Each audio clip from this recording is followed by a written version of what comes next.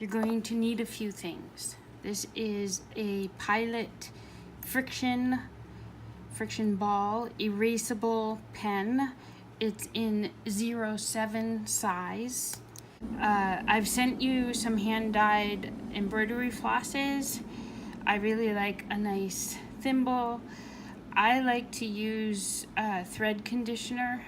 You might also need some stencils. Now here I've got a collection of mostly hand-cut stencils. I always keep a bag of alphabet stencils on hand, and I have used some of my own Stencil Girl stencils to place designs on your work surface.